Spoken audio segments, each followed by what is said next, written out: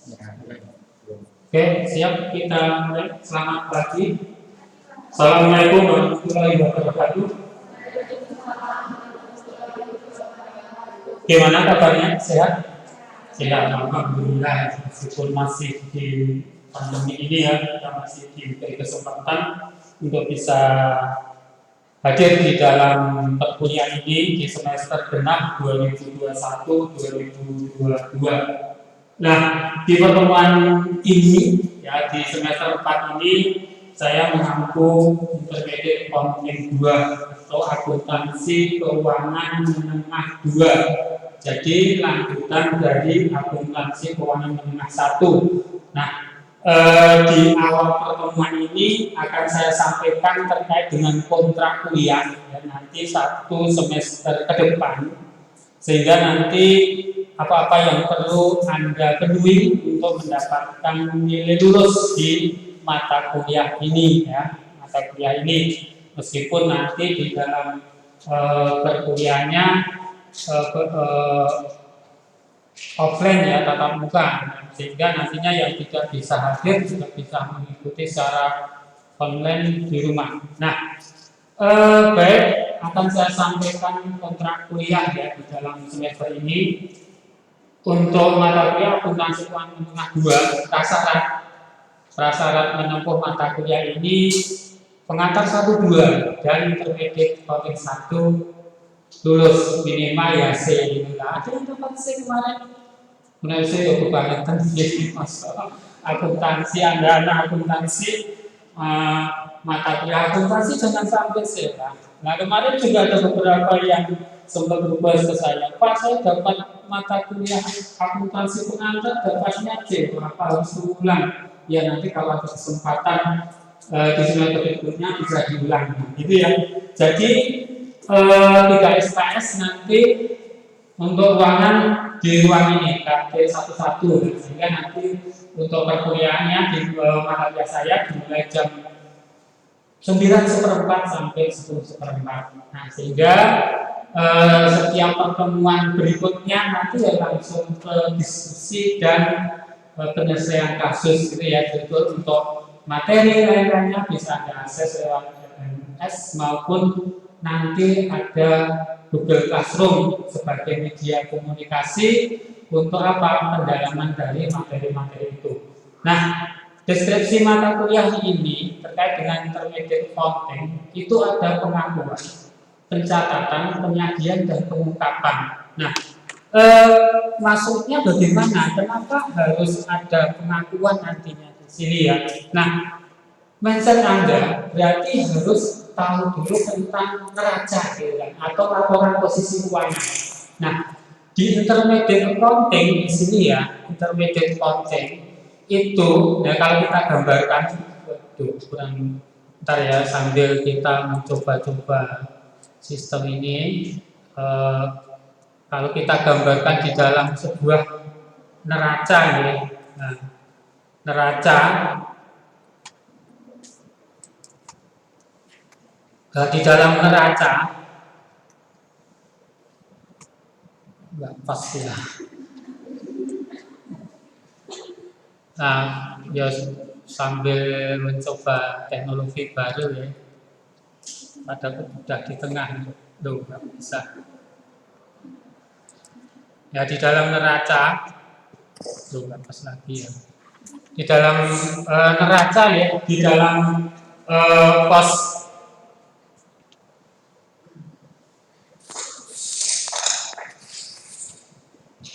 di neraca atau laporan posisi keuangan kan ada sisi aktiva, sisi pasiva ya kan.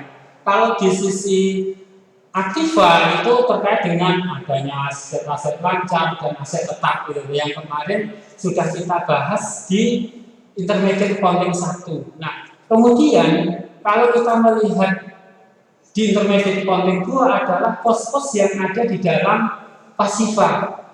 Ada gambaran elemen apa di sana? Di pos-pos pasiva itu ada liabilitas, ada modal gitu kan. Nah, di mana nantinya di dalam pengakuan bagaimana dinyatakan harus pengakuan. Nah, kalau Anda melihat statement keuangan, bahwa statement keuangan itu biasanya dibuat dalam satu periode lebih, 2019, 2020 gitu kan. Nah, sehingga disitulah ada pengakuan terkait dengan pos-pos yang ada di sana. Misalnya kita bicara kewajiban jangka pendek. Nah, kewajiban jangka pendek tahun 2019 itu diakuinya berapa rupiah, terus 2020 berapa rupiah. Nah, itulah yang dikatakan pengakuan nantinya. Nah, pencatatannya bagaimana di periode berjalan, misalnya tahun 2020 menuju 2021, kira-kira dalam pencatatan terkait dengan liabilitas itu ada apa? Oh, mungkin ada pelunasan, mungkin ada transaksi yang menimbulkan piutang, kewajiban lagi, sehingga apa? Perlu adanya pencatatan gitu kan. Kemudian adanya penyajian di tahun 2021 dan pengungkapannya bagaimana? Apakah pos-pos itu mengalami sebuah perubahan? Nah, seperti itu yang dikatakan bahwa apa terkait dengan apa yang akan kita pelajari nanti terkait dengan pengakuan, pencatatan, penyajian dan pengungkapan kembali semua elemen-elemen yang terkait dengan pos-pos yang ada di sisi pasifa. Nah, kemudian yang kedua terkait dengan analis dan pengungkapan perubahan akuntansi dan kesalahan catat, di mana pada saat periode berjalan, katakanlah banyak permasalahan di akuntansi, terutama misalnya munculnya investasi bodong, di mana investasi yang diharapkannya akan kembali returnnya, tetapi tidak didapatkan. Nah, sehingga bagaimana nanti perusahaan akan menyajikan sebuah statement keuangan. Nah, sehingga perlu dilakukan analisa di dalamnya.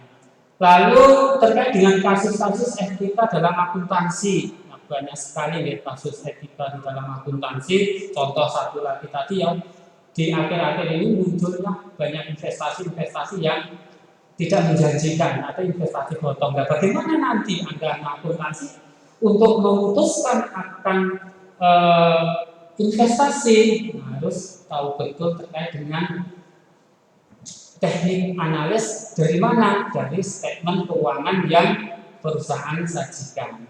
Kemudian standar kompetensinya mampu menyusun laporan keuangan sesuai dengan kaidah pengakuan tadi ya, pengungkapan, penyajian dan pengungkapannya dalam pernyataan standar akuntansi tertinggi. Nah, pasti Anda tahu ya, 5 pilar akuntansi ya, di dalam awal-awal semester ganjil dulu di semester 3 itu pernah saya sampaikan ada 5 pilar akuntansi. Nah, di mana nantinya pada saat Anda itu mau berkecimpung atau mempraktekkan akuntansi pada posisi yang mana? Kalau Anda mau di pemerintahan, berarti ada SAP yang mengatur terkait dengan standar akuntansi pemerintahan. Ada akuntansi syariah, ada akuntansi keuangan, ada akuntansi UMKM, ada akuntansi UMKM. Nah, itulah standar akuntansi, di mana penerapannya itu sesuai dengan di mana Anda akan melakukan praktek-prakteknya. Nah, pengakuannya seperti tadi pengakuannya. Nah, kalau Anda ya tahu di dalam pos kita gambarkan di sini ya. Nah, di sini kenapa harus ada nama perusahaan ya, misalnya laporan posisi keuangan tahun berapa 31 Desember 2021 katakan. PT apa? PT ABC katakan. Loh, kenapa harus ada nama? Kenapa harus ada identitas ini ya? Nah, di sini loh yang akan kita lihat nantinya, ada liabilitas, ada modal, ada dua sub pokok besar bahasan yang akan kita kaji terkait dengan apa? Pengungkapan, pengakuan, penyajian dan pengungkapan kembali. Nah, yang dikatakan pengungkapan kembali itu di tahun 2021 2022. Nanti ada perubahan apa terkait dengan pos-pos yang ada di sisi pasifa ini, khususnya di laporan posisi keuangan yang kita kembangkan nantinya. Lalu materi, nah sehingga nanti dari gambaran besar ini, gambaran besar ini akan kita bagi ke dalam 14 pertemuan, namun secara garis besarnya ya yang kita lihat nanti terkait dengan liabilitas jangka pendek, nah, di mana nanti akan terbagi dari provisi dan kontingensi. Nah, mungkin di mana ada pengungkapan bahwa apa, ada ketidakpastian di dalam akuntansi. Ya. Akuntansi itu bersifat kontingensi. Nah, seperti yang saya sampaikan tadi, kenapa sekarang banyak muncul kasus-kasus akuntansi, ya, terutama terkait dengan banyaknya investasi yang tidak sesuai dengan investor harapkan. Nanti akan kita lihat kasus-kasus itu pada saat kita bicara liabilitas, baik itu nantinya liabilitas jangka pendek maupun liabilitas jangka panjang, yaitu terkait dengan materi ya. Kemudian ada modal, sekuritas pemegang saham, kemudian ada sekuritas dilutif dan laba persen, kemudian investasi itu sendiri, di mana investasi itu dibagi ke dalam dua kategori ya. Nanti investasi dilihat dari sisi ekuitas, kemudian investasi dilihat dari sisi utang. Kemudian adanya pengakuan pendapatan, kemudian imbalan kerja, sewa guna usaha, kebijakan akuntansi, perubahan dan kesalahannya, bagaimana nantinya akan diungkapkannya di dalam statement keuangan, yaitu secara garis besar ya, secara garis besar materi-materi yang akan kita pelajari atau kita peroleh di intermediate accounting 2 di sini. Nah, sehingga harapannya apa? Nantinya pada saat itu dilakukan sesuai dengan apa yang kita rencanakan, itu ada pengakuan, pengungkapan, mampu membuat sebuah analis di periode yang akan datang. Karena memang kalau kita melihat di dalam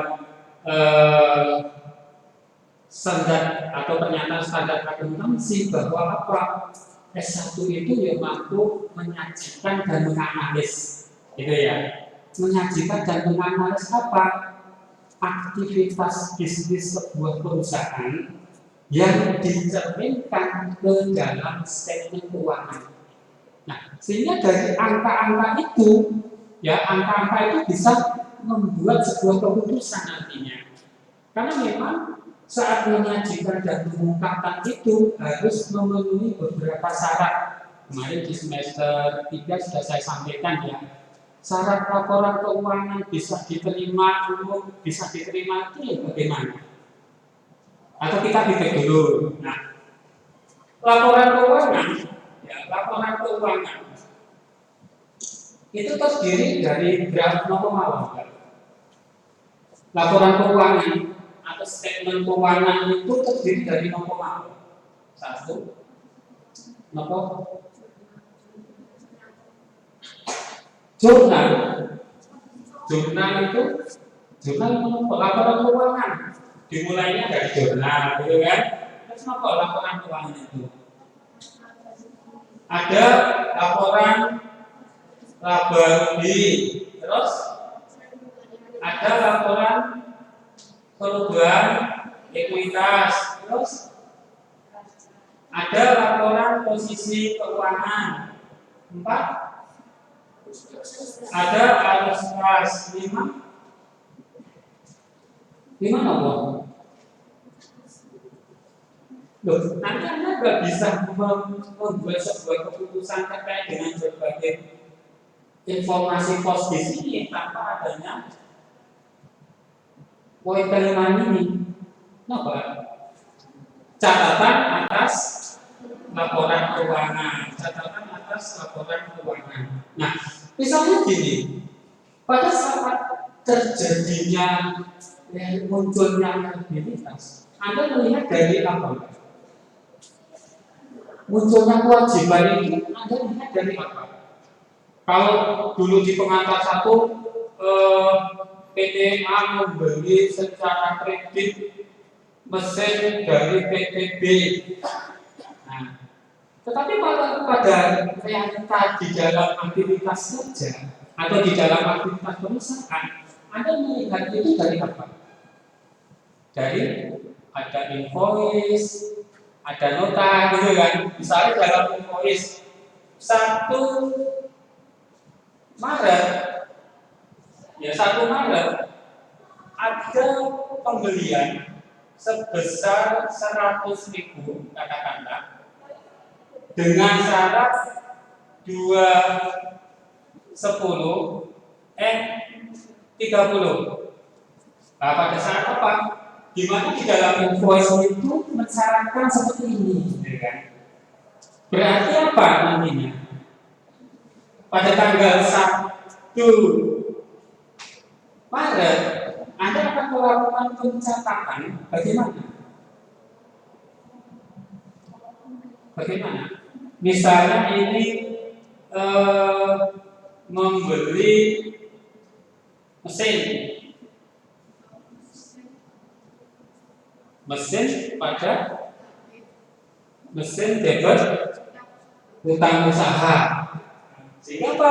Memunculkan sebuah kewajiban. Karena apa? Munculnya kewajiban itu karena memang di dalam invoice atau di dalam perjanjian kontrak itu ada persyaratan yang menyertainya atau ada persyaratan yang dibuat di dalam invoice tadi. Oh, tanggal 1 Maret terjadi pembelian mesin di mana kedua belah pihak mensyaratkan 2/10 dan 30.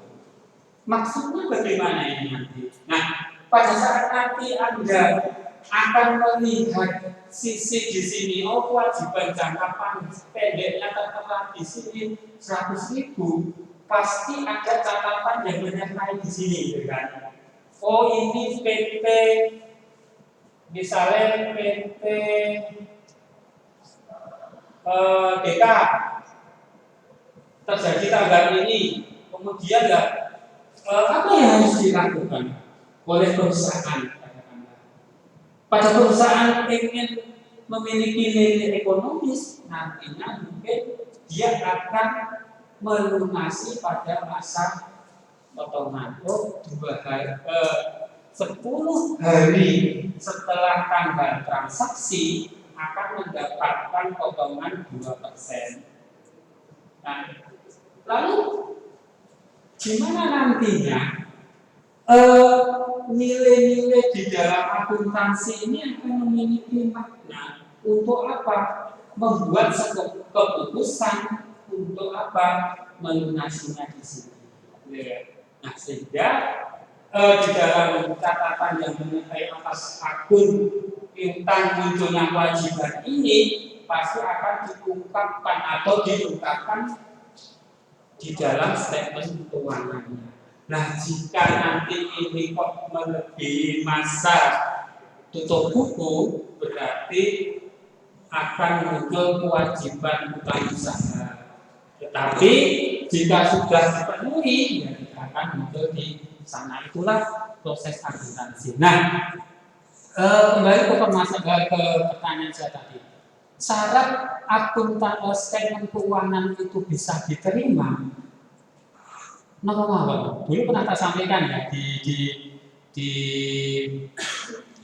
semester 3. Syaratnya apa Mas? Bahwa apa? Laporan keuangan ini memiliki makna satu, going concern.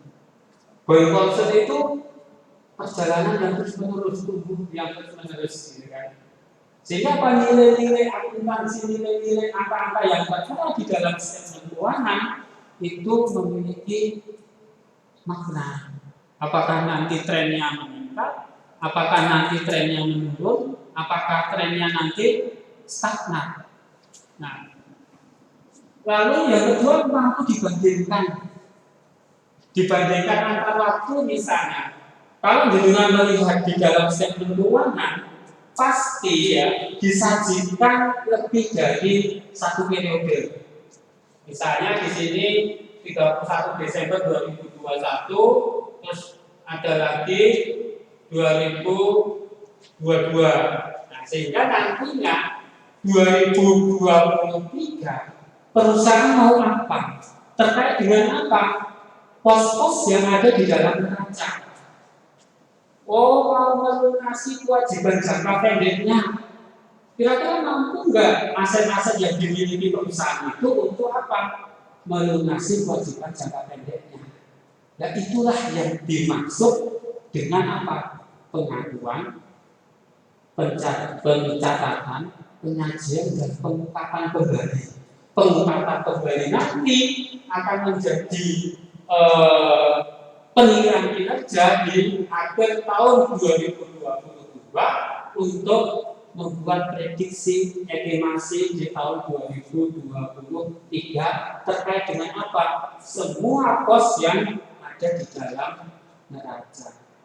Nah, itu yang dikatakan sebagai pengungkapan dan pengakuan, penyajian, pencatatan, dan pengungkapan kembali. Dan ini pos-pos ini nanti bisa Anda pakai sebagai apa?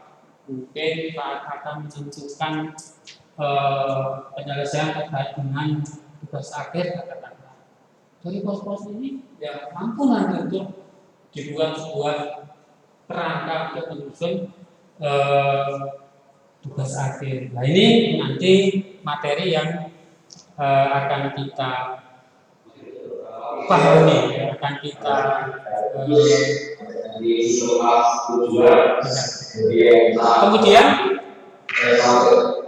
kemudian bahan atau bahan bacaan atau buku referensi yang bisa Anda baca nantinya atau untuk materi ada Dwi Martanti, itu akuntansi keuangan menengah berbasis PSAK konvergensi IFRS Salemba 4 buku kedua tahun 2016. Kemudian ada Kartika Hadi, Rositauni dan kawan-kawan ya. Itu ada akuntansi keuangan berdasarkan SAK berbasis IFRS edisi kedua buku kedua tahun 2019. Kemudian ada websitenya IAI ya, nanti silakan nanti Anda bisa bergabung dengan IAI ya. IAI itu sebagai wadah organisasi akuntansi di mana dia yang menerbitkan atau membuat sebuah standar atau aturan sendiri. Nanti silakan bergabung di sana ya. Nah, kemudian banyak sekali ya buku-buku referensi yang bisa Anda baca, mungkin ada Stusen, kemudian ada lagi ada beberapa buku yang mungkin yang bisa Anda lihat di perpustakaan nantinya untuk sebagai referensi nantinya. Lalu secara kebetulan full online, jadi nanti harapannya ya bisa hadir ya di dalam tatap muka kalau memang kondisi fisiknya fit, sehat, ya bisa hadir. Kemudian tetap protokol kesehatan diterapkan, artinya LMS mungkin bisa Anda lihat nanti di beberapa materi yang diunggah di sana DC. Nanti mungkin bisa pakai DC sebagai media komunikasi lainnya untuk bisa tanya jawab, atau kalau WA juga bisa. WA mungkin responnya agak telat gitu, karena memang banyak yang masuk. Ya kan, karena hampir semua, terus ada yang konsultasi tugas akhir, ada yang konsultasi skripsi, ada yang konsultasi materi, ada yang konsultasi lain-lain. Mungkin responnya agak terlambat dan mungkin lewat ini juga bisa. Kemudian penilaian ya. Nah, penilaian nanti untuk UTS UAS wajib diikuti. Jangan sampai nanti ada nilai mata kuliah yang mengulang. Intinya di dalam setiap satu semester mata kuliah yang Anda tempuh jangan sampai ada nilai yang mengulang. Kalau Anda mata kuliah yang mengulang, nanti Anda tersita waktu juga ya kan. Nah, itu UTS UAS. Kemudian ini laku ada etika keaktifan. Keaktifan itu bisa tanya jawab, bisa respon di GC atau bisa WA dengan etika kode etik yang apa namanya ada aturannya ya, jangan WA, WA nggak ada nama itu kadang susah loh Mbak. WA nggak dikasih nama itu kan aku balas ya juga iya orang dibalas kok ya bagaimana skill mungkin ada tugas dan kuis ya, kuis nanti ya setiap saat mungkin bisa kuis ya pada waktu pertemuan seperti ini kita bisa diskusi bisa kuis kemudian persentase penilaian nah di sini ada 50% itu dikelola oleh dosen sendiri nah, ada tugas kuis etika keaktifan jadi poinnya ada 5 poin itu di sana itu di dalam nilai akhir, kemudian 25% UTS, 25% QR. Nah itu sudah tersistem sehingga nanti masuk di sistem itu ya untuk ujian UTS maupun UAS-nya. Nah Anda mau pilih yang mana itu Anda sendiri yang menentukan. Anda mau ke admin atau itu Anda sendiri ya. Jadi saya cuma tinggal menyalinnya aja ke dalam sistem itu sendiri sehingga dari 5 poin itu jika Anda beri dengan baik pasti mendapatkan nilai A tidak susah jadi jangan sampai ada nilai yang tidak lulus di semester ini untuk mata kuliah saya untuk mata kuliah yang lainnya sehingga nantinya lulus ya jangan cuma lulus dengan nilai yang kumlot enggak itu semesternya. Nah, ini rangkaian terkait dengan gambaran besar terkait mata kuliah intermediate accounting 2. Nah, kira-kira ada pertanyaan dulu, monggo. Kira-kira ada pertanyaan dulu, baik yang hadir di sini maupun yang di rumah, silakan. Ada pertanyaan kah?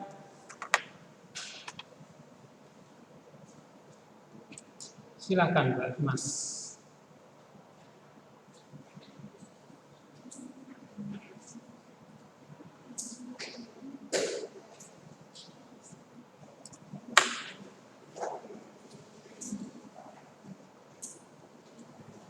Gak ada. Ada yang ditanyakan? Kalau nggak ada saya yang bertanya. Kenapa kok penting? Apakah penting kalau orang keuangan itu? Karena buat apa kita harus tahu laporan keuangan? Kenapa kita perusahaan harus menyampaikan atau menyajikan laporan keuangan? Sebagai apa? Alat komunikasi. Ya. Tadi Anda sudah mengenal ya, bahwa laporan keuangan itu terdiri dari laporan posisi keuangan, laporan rugi laba, laporan perubahan ekuitas, arus kas, dan catatan yang menyertai atas laporan keuangan itu sendiri. Nah, kira-kira laporan keuangan ini apa pentingnya? Pentingnya apa laporan keuangan itu sendiri? Silakan.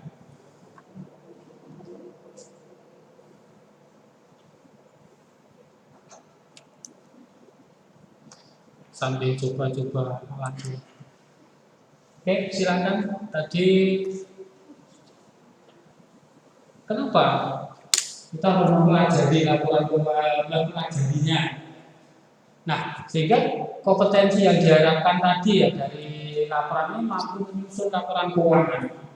Nah, menyusun. Karena memang S1 akuntansi itu mampu menyusun dan menganalisis, gitu kan? Mampu menyusun dan menganalisis, sehingga tidak akan terjadi adanya investasi bodong, investasi yang ngapusi, gitu kan? Akhir-akhir ini banyak di media yang menyebutkan bahwa kok terjadi investasi bodong, terjadi investasi yang dibuang, sehingga banyak investor yang dirugikan. Nah, kenapa? Apa pentingnya sebuah statement keuangan itu bagi aktivitas bisnis.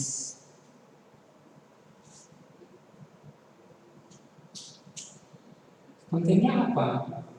Kenapa harus menyajikan statement keuangan bagi aktivitas bisnis itu? Di mana disajikan tadi harus memiliki beberapa unsur yang beberapa saya sebutkan, yaitu harus concern, harus mampu dibandingkan, bisa dibandingkan antar waktu tahun 2021, 2022, 2023 itu mau apa. Kemudian mampu dibandingkan antar perusahaan, ini PT Sritek, ini PT Tipontek, sama-sama perusahaan tekstil. Nah, mampu dibandingkan antar entitas. Kita apa sih pentingnya dari statement keuangan itu? Monggo. Kenapa kita harus mempelajarinya? Gitu kan penting gitu kan? Ya pentingnya monggo Mbak Mas. Ada yang bisa jawab? Silakan Mas dari belakang. Pentingnya apa statement keuangan itu disajikan dan disusun bagi sebuah aktivitas bisnis? Karena memang statement keuangan itu disusun sebagai alat komunikasi. Alat komunikasinya bagi siapa? Baik internal maupun eksternal. Seperti contoh gini, Pak. Pernahkah Anda membuat sebuah grafik IPK Anda? Semester 1, semester 2, semester 3, sekarang semester 4. Kira-kira trennya bagaimana gitu ya? Apakah fluktuatif, apakah stagnan, apakah menurun? Sehingga nantinya dari tren itu Anda harus mampu memprediksi di semester 4, ya di semester 4 saya harus bagaimana IPK saya, gitu kan? Sehingga dari itu bisa dilihat di kinerjanya. Kinerjanya bagaimana? Masuk semester 1 sampai 4 trennya naik turun, atau trennya stagnan, atau trennya bahkan turun. Di semester 4 IPK-nya dulu semester 1 IPK-nya bagus, semester 2, 3 karena banyak aktivitas kegiatan sehingga menurun. Nah, ini bisa dievaluasi kan? Sehingga di semester 4 akan membuat sebuah keputusan. Saya harus IPK-nya 3,8. Boleh nggak Anda membuat sebuah estimasi seperti itu? Begitu juga entitas ya.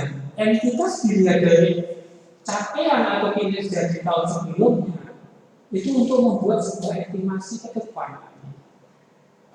Ke depan baiknya tahun 2023 apa yang harus dilakukan perusahaan? Apa yang harus dilakukan oleh manajemen? Bagaimana kompetitornya secara eksternal, pesaing? Nah, sehingga apa? Akan mengangkat bukan sebuah perusahaan itu sendiri sebagai alat komunikasi yang tercermin di dalam statement keuangan itu sendiri. Berupa apa kalau laporan keuangan tadi? Ada neraca, ada laporan keuangan neraca tadi, ada laporan perubahan modal, ada arus kas, ada rugi laba. Kembali ke pertanyaan, fungsinya laporan keuangan untuk apa? Betapa pentingnya saat menyajikan laporan keuangan, baik internal maupun eksternal. Untuk apa? Karena komersial kita harus tahu dulu yang nggak penting kenapa kita harus menyusun. Kalau nggak penting kenapa kita harus mampu menganalisis. Kenapa harus dikaitkan dengan pernyataan standar akuntansi kekinian? Karena memang apa? Ada beberapa perubahan yang terkait dengan standar-standar akuntansi. Kalau di semester 3 dulu pernah saya sampaikan terkait dengan konvergensi PSAK ke IFRS, gitu kan? Dalam artian apa? Kalau perusahaan yang go public, di mana ciri go public itu investornya lebih dari satu negara, itu ya harus pakai IFRS yang sudah dikonvergensi oleh standar-standar zaman nasional atau internasional, ada PSAK, IFRS. Jika aturan-aturan di dalam penyajian di sini ya harus sesuai dengan standar yang berlaku, mampu menyusun.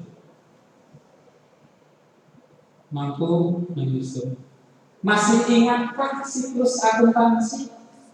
Masih ya? Oke, dimulai dari apa siklus itu? Ya, siklus akuntansi dimulai dari bukti transaksi, adanya invoice, adanya nota, adanya catatan, kemudian adanya nota catatan itu dianalisis ke dalam jurnal, di jurnal masuk ke jurnal apa, ada jurnal umum, ada jurnal khusus, gitu kan? Lalu dari jurnal khusus umum itu dimasukkan ke dalam buku besar, dari buku besar lalu ke laporan-laporan itu tadi yang sesuai dengan pos-pos yang ada di mana. Itu harus ada ini hati-hati. Karena memang saat menyusun nanti dari ini loh, dari invoice, dari bukti-bukti transaksi. Dan nanti kalau Anda terjun ke dalam perusahaan, ya adanya nanti bukti transaksi. Bukti transaksi itu bisa nota, bisa catatan, bisa invoice. Nah, Anda cuma menganalisis, kalau di dalam nota bukti transaksi ada persyaratan seperti ini, harus bagaimana nantinya untuk melakukan pencatatan. Nah, kalau kita melihat dari kasus awal tadi, kasus di sini, tadi jurnal di 1 Maret itu ada persediaan misalnya pada utang usaha. Nah, kira-kira Anda harus melunasinya kapan?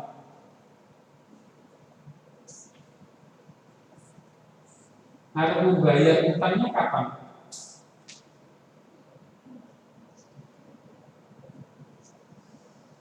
Harus membayar utangnya kapan enggak? Sudah, depan. Membayar utangnya kapan tulisan?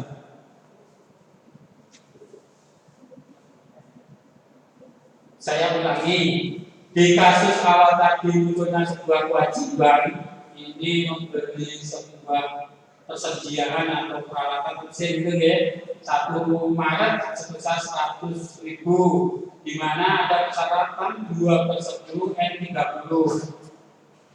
Anda melunasi kewajibannya kapan?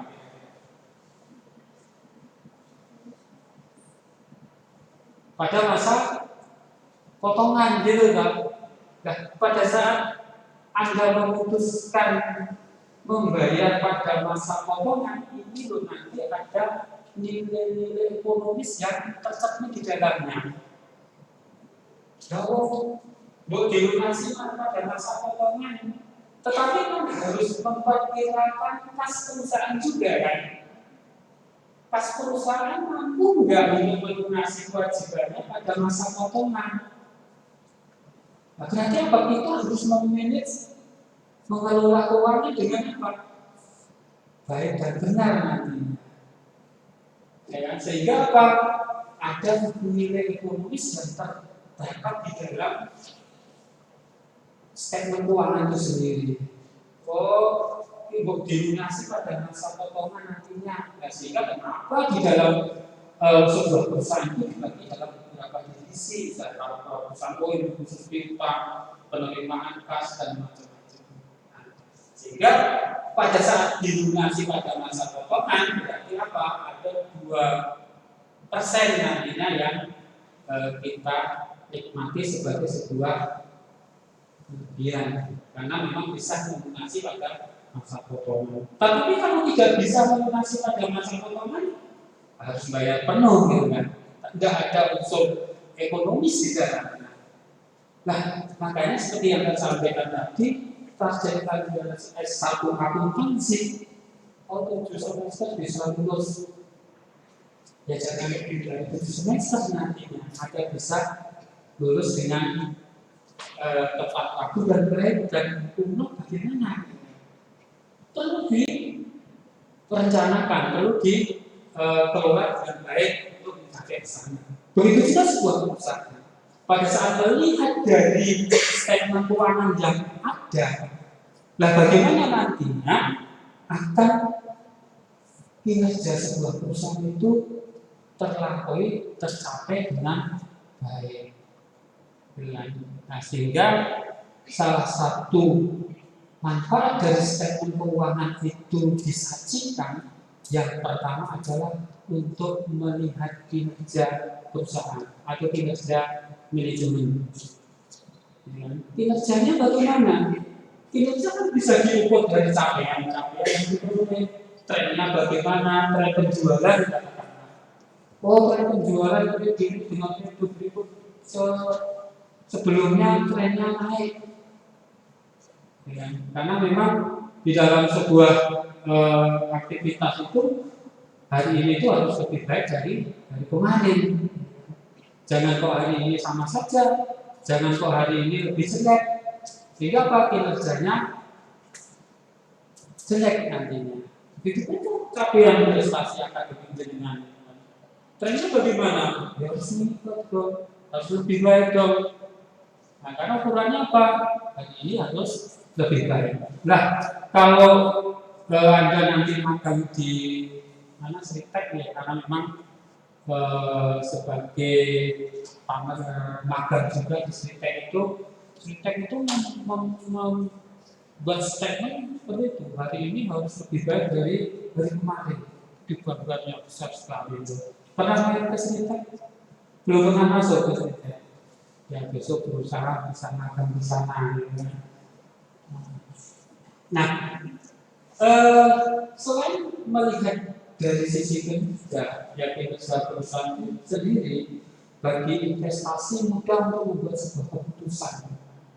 Membuat sebuah keputusan pada saat apa statement keuangan itu disajikan, diungkapkan, disampaikan.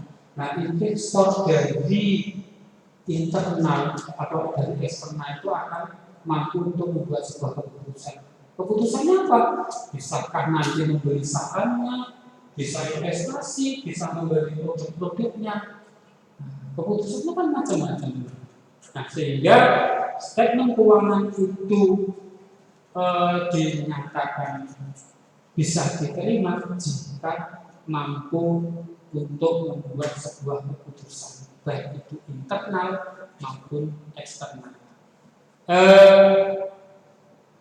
Pernah dengan beberapa kali ini mendengar adanya investasi bodong, pernah ya? Terus analisa dengan apa? Kenapa kok sering terjadi investasi pertama investor yang tertipu dengan adanya investasi? Kira-kira nopo analisa dengan bagus. Silakan. Ini bentuk praktik Pak, saya Pak. Jadi ini nama ini kan lebih baik. Monggo, silakan. Silakan. Karena ini salah satu yang juga kita pelajari ya.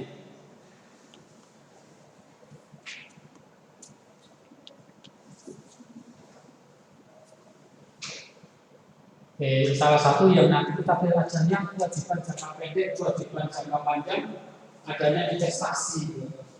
Investasi bisa dilihat dari dua instrumen, likuiditas dan utang nantinya. Nah, kasus-kasus yang muncul di beberapa periode ini, di media TV dan lain-lain, adanya investasi. Investor banyak dirugikan. Terus pelakunya malah ada pejabat-pejabat negara yang dimana ada pejabat-pejabat yang terakhir itu istri polisi atau siapa yang di luar Jawa itu dengan meraup keuntungan ratusan miliar. Nah, itu menurut analisa dengan Agar nanti apa ya, tidak muncul, pertama tidak terjadi investor-investor yang dirugikan. Kira-kira bagaimana untuk membuat sebuah keputusan? Karena kalau memang dari salah satu disajikan statement keuangan tadi, intinya untuk membuat sebuah keputusan, baik itu keputusan internal maupun eksternal. Nah, kita bicara global dulu ya, belum besok pada saat kita bicara sudah ke poin rehabilitas ya, kita mungkin hitung-hitungan, pengakuan, pengungkapan dan lain-lain. Nah, kita bisa coba. Terus kembali ke pemasaran. Apa analisis untuk apa? Mensikapi terjadinya investasi-investasi yang sangat merugikan para investor. Oke, silakan. Saya nggak kenal satu-satu ya, jadi nggak bisa disebutkan. Ada yang ini itu kan enggak sambil kenalan Pak. Ini anak saya jaringan.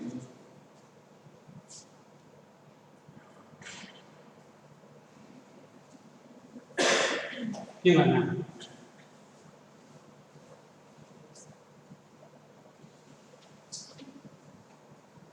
Yuk. Tahu nggih munculnya investasi bodong banyak itu tahu.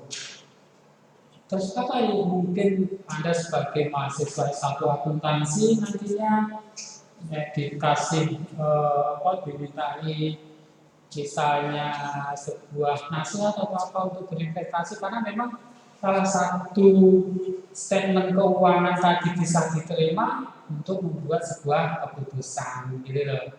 Keputusannya apa? Baik internal maupun eksternal, macam-macam keputusannya. Untuk investasi salah satunya, mungkin membeli saham perusahaannya. Kira-kira apa Mas? Silakan. Sebelahnya dikenalkan. Terus analisa dengan input Mas, Mbak. Dan nanti bentuk diskusinya itu pun yang menengah. Karena nanti tanya jawab, diskusi itu tok. Materi dengan baca sendiri.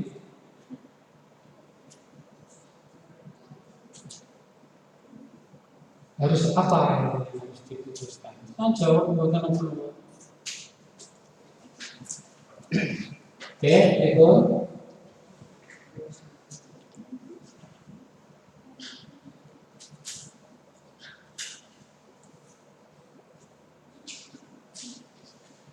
Belakangnya. Ya. Silakan. Ada yang mau jawab? Ada yang mau jawab? Ada yang jawab? Atau memang nggak bisa jawab? Oh, betul.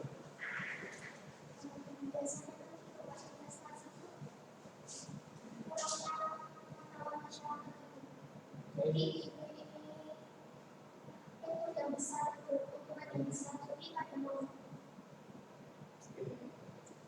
ya, menurut Mbak siapa? Akad. Menurut Mbak, karena memang kurangnya pengetahuan masyarakat, karena dengan mungkin fasilitas yang tinggi, yang itu banyak yang tertarik, sehingga apa endingnya tertipu banyak sekali. Seperti yang memang terjadi juga ya di masyarakat dengan diberikan kemudahan investasi seperti sebelum ini banyak juga cuma lewat WA saja ya, di mana di Wonogiri itu bahkan terlibat cuma pinjam 1 juta. Suruh memberikan lebih dari 1 juta, kita tidak mampu mengembalikan, ada berita malah bunuh diri juga pernah terjadi. Nah, sehingga apa? Ada sebagai anak akuntansi yang mampu membuat sebuah strategi. Kira-kira pada saat akan membuat sebuah keputusan, ini aspek keuangannya. Kenapa harus ada ini ya catatan? Fungsinya di dalam setiap laporan keuangan ada nama, itu kira-kira memiliki makna apa?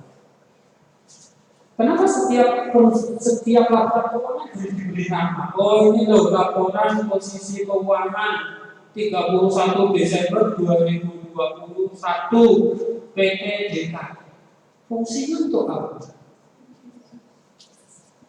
Kira-kira baru mungkin nanti kaji pengantar satu kan pernah menyampaikan pernah menyajikan laporan posisi keuangan PPDK tahun 2021 31 Desember itu memiliki makna. Mungkin bisa dibaca lagi di standar pernyataan standar akuntansi. Oke, Mbak, tadi karena kurangnya pengetahuan masyarakat. Nah, diiming-iming sehingga return yang tinggi tidak tertarik, tidak melihat dari yaitu mengasih alamat dengan enggak toh jujur nanti alamat palsu memberikan investasi diiming-iming seperti itu sehingga banyak sekali trik untuk melihat statement keuangan sebelum membuat sebuah keputusan apapun. Ya. Oke, ada yang ditanyakan kira-kira? Ini ya garis besarnya untuk intermediate accounting 2 nanti kita buat GC untuk apa? Menyampaikan materi yang sudah ada perubahan materinya ya, nanti untuk bisa berkomunikasi atau menyampaikan lagi dan lain-lainnya. Saya kira ini kalau tidak ada yang ditanyakan